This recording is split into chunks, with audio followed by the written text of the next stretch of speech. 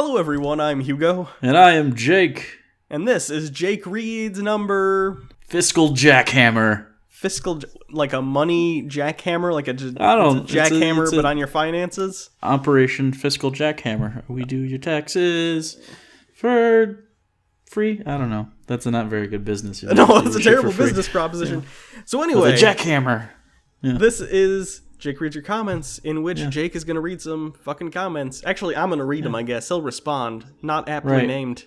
No, it's actually pretty poorly named, I guess. We should have retroactively changed the name because we've fucked this up so many times. It really doesn't matter what it's called. It could be called Octopus Tentacle Time with Jake and Hentai. This segment is a clusterfuck. Yeah, it's bad.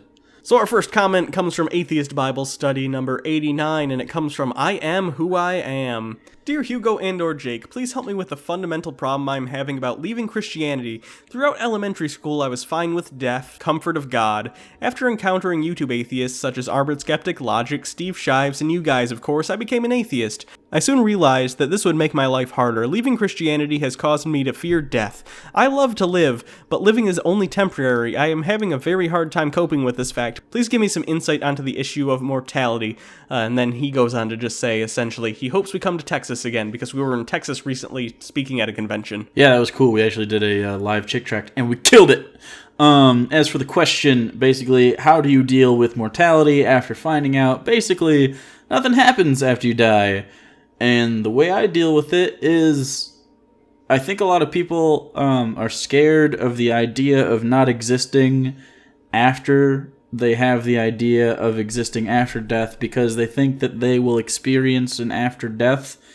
So it kind of, in your head, you're experiencing not existing, if that makes sense. So it's just like the scariest thing you could possibly imagine is this dark void of nothingness where you're just embodied and you can't really do anything or express anything, but you're still there and conscious for it. That's horrifying, and I get that. But you wouldn't experience it, so it doesn't matter. You could get shot in the head, and I hope you don't, but you could right now. Some oddly specific YouTube comment guy sniper comes after you, shoots you in the head, and you wouldn't experience anything ever again forever, and you'd never know any different. It's kind of like the end of... It's like what Tony Soprano felt at the end of Sopranos. Nothing. He just died. Nothing happens. Allegedly. So and a lot of people use the kind of metaphor, I guess, or simile, I don't know what it's called even. What did you experience before life, basically? And the answer is, well, nothing. And that's kind of the point. Like, you won't experience anything. So it's not something to be scared of, necessarily. Although I do understand that not existing can be scary. But, again, you won't ever have to be frightened. So it's like this weird, like, just go live sort of thing. Because I would say it could just end. The idea of not existing and thinking about the experience of non-existence is much scarier than actually not existing, because at least when you're thinking about not existing, you exist. You know what I mean? Yeah, definitely. Yeah. So basically, just live your life, man. It's not a big deal that you're gonna die. Everyone's gonna die. I hope you live long and healthily and happily, and you don't worry about this every single day, because that makes the living part pretty bad. Yeah. So just don't worry about it. Like. And just saying just don't worry about it is such a non-helpful thing. But honestly, I don't think about my mortality very often. It's just not something... And maybe it's different for you, Hugo, because I've never had this sort of afterlife idea in my head. Like, I knew the concept, but I never thought that that's what I was going to do. I know I had to deal with it because I used to be a Christian, as I've talked about many times on the show.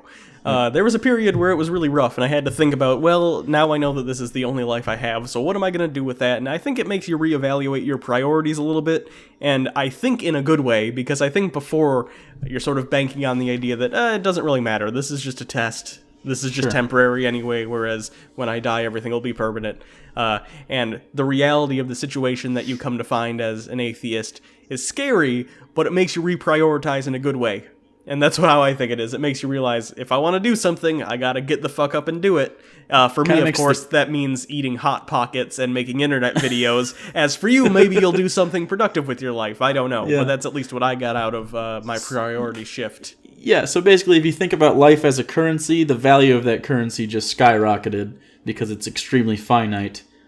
So you're rich now. Woo! Second comment comes from our Atheist Bible study on Noah, and this is from Ran Zafir. Zafir?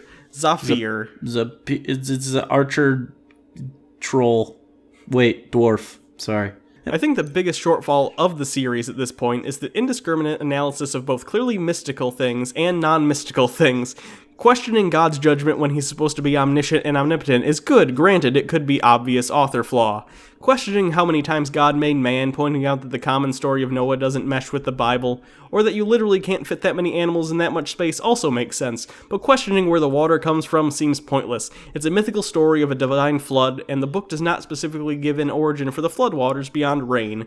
We also know that the flood is present in enough other religious histories to have some sort of truth to it, likely the end of an ice age, which we know to put a few ancient civilizations' cultures underwater. Even the Chinese mythology discusses Yu, the great devising an irrigation system to deal with the excess flooding, and he arguably dates to the same time period.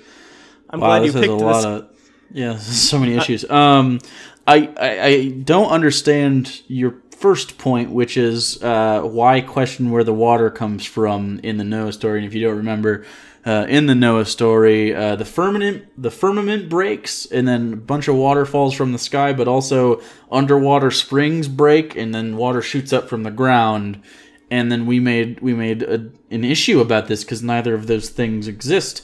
So I don't see how that's any different from discussing how many animals could not fit on the ark. It's still a capacity argument, and just because it's water and not animals doesn't make the argument any different.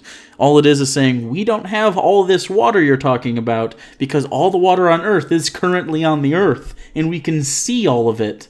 Like, there it is. Even if it was in the core, the way water works, it would also be out, like, this is all of it, for sure. That's how water acts. Yeah. It's just, there's no other way to do it. So it's the same exact argument that we use, so you're ridiculous for that. Like, that doesn't make any sense for you to be pissy about. As far as the flood thing, you put the flood stories on behalf of Ice Age. I assume you mean the ends of the Ice Ages. No, most flood stories come from areas where floods happen a lot. Because most civilizations happen around like rivers and tributaries, and the ones in India happen during monsoon season. So a lot of floods happen because it's very fertile, and that really helps when you don't have like any infrastructure whatsoever and you're nomadic or pastoral or any of that. So you need the land to be very fruitful for you. So early civilizations lived in that area, and then obviously they thought that over time there was a pattern to it. Like in the Nile, you have a very seasonal ebb and flow of floods, receding waters, and rising waters. So you have a very kind of cyclical life-death cycle that they go through, and you can see that mirrored in their religion. For instance, where Yahweh ends up coming from, you have very chaotic gods that pop up. Like sometimes they're pissed off, or sometimes they're happy, and you can see this throughout the Bible. Sometimes a famine happens for no reason because God's pissed off. But this is just because the way the area floods is very chaotic. And then again, you see back down in India and in the Indus River Valley and all that shit, you see very cyclical monsoon season type gods where they have a god for every specific thing, and it kind of just works to the climate. And that's how the flood myths happen. Maybe an Ice Age is responsible for one of the Native American flood stories, but I doubt it. Because most of those, again, are in pretty lowland areas off of mountains and stuff like that, where they would get flooding waters chaotically. Obviously, the Mississippi floods, Colorado River floods, Ohio River Valley floods. So it has a lot more to do with the local ecology than it does with what the hell you're talking about. So you're welcome. Agreed. This comment comes to us from Atheist Bible Study number 89. Sadabubs says, okay, I don't want to insult you guys, but either you haven't ever tasted a dick, or it was a very strange tasting dick. I don't think you should speak on things you have no knowledge of. Stick to the Bible and religion, not dicks. This guy's taking a hardline stance on our dick taste comment that we made in that. I stand by fleshy salty. I'm not saying it's overwhelmingly salty. I'm not saying it's like licking a pretzel rod. I'm just saying there's a little bit of something there. Like, he wasn't at the gym, but maybe, like, he walked outside and got the mail on a hot day. There was a little bit of perspiration. Just a little bit. Right. Like, we know what skin tastes like, and we know what our crotches smell like. Like, it's not real hard to infer what a dick tastes like. Also, calm the fuck down. Just because this isn't called the Dick Reloaded doesn't mean we can't talk about the two things we have. Also, the fact that you infer that we are somehow have some sort of knowledge on the Bible at all, completely wrong. You are wrong. Yeah, you're ridiculous. Our forte is actually in dicks. I'll have you know. This comment comes to us from our Noah's Ark 3D video. Sir Dingus asks, may I ask, why upload this stuff here rather than unpopular culture? It seems to be more suited for it. I get that if it's just to make mo cash, just curious. Mo cash. Oddly enough, our videos are not cash grabs. I wish they were. I wish we could Markiplier this shit. Yep. Or actually PewDiePie is actually better because all he does is like scream for a minute and then things flash on the screen and then the video's over and you're like, well, I guess I'll watch the next one now. And then he makes millions of dollars. No, we did it because it was a Bible game and people had requested it a lot and it was a lot of fun. And also there's a lot of crossover between, like, it's a good way to say, hey, we also do games on the other channel, but this one applies to this channel. So it's kind of like we're shouting ourselves out, but we also want to show you that, hey, if this is something you're into, we do it over there. We don't do it always with religious games. So it's kind of a way of cross-promotion, but mostly it was because people really wanted us to do this for this channel like a long time ago. I really wish I could make mo cash, though. This one is from Ask Hugo number 22, stealing my comments. That's right, bitch! Saint Weasel. Hugo, man, I've been rewatching all your guys' early Bible studies and have been meaning to point out how much calmer you've become. You really did come off as an angry mother lover back and then. I like that I'm an angry mother lover, not even motherfucker. Mother lover. Mother lover. Mother licker. Jake did a great job of taming those late puberty vibes, winky face. Gotta love that winky face. I don't know, is that a sexy winky face or is that like a... Can you do a sexy winky face when talking about late puberty and not get put in jail? I don't know. Chris Hansen's back. You don't know. He is. No, really, though. I'm glad you've talked about how you feel you've changed. I think most people misinterpret caring too much for being angry just for furry's sake. I think it's Fury's sake. Is it? Because I'm pretty sure that's how you spell furry also. Well, it is how you spell furries. I just think they fucked up. Jake, how do you think you've changed since the beginning of the show? Personally, I think you've somewhat more talkative and expressive now. That's weird to hear from someone that I'm more talkative and expressive. I am ridiculously talkative and expressive, probably to my detriment, like in real life. I think it's probably because when we were starting the show, we were less good at talking in front of a camera, or not camera, in front of a microphone. That might be it. And now we're just more comfortable with it. I mean, even now we're not fucking experts, but I'm more comfortable with talking in front of it than I used to be. I assume it's the same for you. I think the biggest thing that has changed since the beginning of the show is I give a shit, like zero shits about internet arguments now. Yeah. Like I used to like, no, I'm gonna fucking reply to this guy, and I'm gonna give him what for, and now I'm just like, I don't care. Someone does like a an internet gotcha whenever that is, like they'll post a shitty meme and they'll go, haha, fact, bitch, or they'll call you a coward or something. I'm just like, yeah, good job, man. Today you've done well. Someone today posted a whole thing and it was about like they were like, science is bullshit and here's why. I think it was on one of our videos about evolution, movie or something. And they were like, science is bullshit and here's why. Science is changing all the time, blah, blah, blah. But you know what hasn't changed? The Bible. And it was a big, long paragraph. And I thought about it for a second. And I know when we first started, I would have sat down and typed out a whole thing trying to refute everything they said. Like a paragraph, yeah. But instead, I literally, no words, I just put a link to the clip from Billy Madison where the guy goes, we are all stupid for hearing what you just said. May God have mercy on us. That's just the best way to do it now, because there's no way that, like, and sometimes the argument is worth having. Like, sometimes someone will ask a genuine question and you gotta have a debate about it, but it's rarely on the internet. Everyone just kind of wants to posture and make sure you know that their dick is huge. Yeah. My dick is not that huge. It's pretty normal. It's not like anything I would like. I've seen it. You've seen my dick? It's pretty much the ideal average. Right. It's very symmetrical and smooth, but not too smooth. It's not like you couldn't feel anything smooth, but it's like you could touch it and hold it and be like, oh, I'll come back to that later. This was a comment on the hangout we did where we actually showed our faces and stuff, which I guess you can see if you want to put a link to it or whatever. Sure. Belt Girl 29, Jake's smile gives me life. Well, I hope that's all it gives you because you look 12. And I will go to all the prison. So please don't 12-year-old fap to my face. I would argue that actually you can't get in trouble. You can't get in trouble for getting a child wet. Oh God! Crochet that. If anyone's gonna quote me ever, I want you to use this quote. You can't get arrested for making a child wet as long as you don't touch them or say anything to them. Okay? That's the worst. No. Oh. Okay. As if I thought our fucking fanfic was gonna get worse. Nope. Someone sent us one picture on Twitter. That's it? That's not too bad. This wet is how wet you can make a child. That's water. That's pretty... Jesus fucking Christ. Okay, next. This one also comes from the same Hangout video. Catherine White, another one of these people with an anime character as their picture. I'm gonna say this right now flat out. If you had an anime character in your picture, I don't take you seriously. Jake looks good enough to have a real job. I don't even know what that means, but it made me laugh. So what does that make Hugo? Does he just look like he can't have a real job? No, I'm right where I deserve to be. This is where I belong. Wasn't I wearing like a Star Wars t-shirt? I was very unshaven. I hadn't washed. I don't even know. That's my low ball. Apparently, is good enough to have a real job, which I don't want. So I'll stay where I'm at.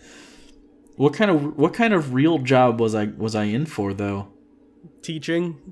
That's what you went to school for. That was a terribly accurate and boring answer. Yeah. I was gonna say like stripping singograms, like I dress up as a firefighter, and then someone gets disappointed that I'm there. I'd be really disappointed. Like I'd do a chargeback on my card, and you're right. really not supposed to do that. I don't have abs, and we can talk about it again. My penis isn't like something that is noteworthy. No, naked it's fine. The silhouette is awful. Yeah. Final comment again comes to us from the Hangout video, and this comes from Coast Fog. In my head, you guys were uglier. Not a lot uglier, but hey, good for you. Me. Aren't those so weird to read out loud? Like, you know what they're doing, but you can't really act it. Yeah. I don't know. I guess that's good. I'm glad that we're not... Are we... So it implies that we're ugly, though. No, we are. I knew that. Right. So, like, is anything below a 5 ugly? Is that how that works? Oh, anything below a 7 is ugly. Oh, fuck. Oh, no, we're real ugly. Oh, yeah. I'm like a 2 on like a good day. That's like a great day for me. That's like I got up, I took a shower at like 10 in the morning instead of noon, and like I got to do my hair, and then maybe I put on a nice sweater, maybe Argyle, or on maybe like on a really good day Houndstooth. Oh, do you own a Houndstooth anything? Of course I do. I own Houndstooth everything. And then you know, it's just a really good day. Like, you know when you get a haircut, but then like there's a certain amount of time after the haircut where it's perfect, and then like a day later you got to get a haircut again. That's the day. It's not the day you get the haircut. It's like the 2 days after. You got to grow into it a little bit. Yeah. Before, like, when you run your hand on it and it gets all like pokey and weird, like a short-haired dog. Yeah. You know what I'm talking about? Yeah. Or you feel like a hamster. Anyways, I'm glad that we're not that we exceeded your extremely low expectations. So I guess that's all the comments that we have for today. This is a very Jake-centric episode. These were all about how attractive we were, you were, okay, I see how it is. Yeah, Fiscal jackhammer. Yeah, episode Fiscal jackhammer. So yeah, hopefully we get some footage from the thing we did though in Texas. That'd be really fucking cool. Yeah, we'd like to be able to show that to you guys, or hide it forever if it turns out we were horrible. Well, we had people laughing, so that I think it went well. I don't know. We signed autographs. That was a big deal. Never signed autographs in my whole life. Yeah. People were like, here, sign this, and it was like, that's weird. Matt Dillahunty got me sick, though, so. Oh, yeah. Maybe we'll talk about that another time. Maybe. So, right now we are doing our t-shirt sale. We only do this a couple times a year. If you would like to, check out our t-shirts right here. They're looking real good. Hopefully we have a couple designs. We're going to try and do a Teespring storefront type deal where we can have a couple designs up at once. So we'll have one with, like, no border, one with the border, because there's some contention amongst people as to which one is better. And that way we don't have to choose for you. You can choose. We'll probably have some hoodies or whatever if you want them. But yeah, check those out because people ask for those more often than you'd think, actually. So yeah, pretty often. So get them while they're hot. Is that how we sell them? Like they're donuts?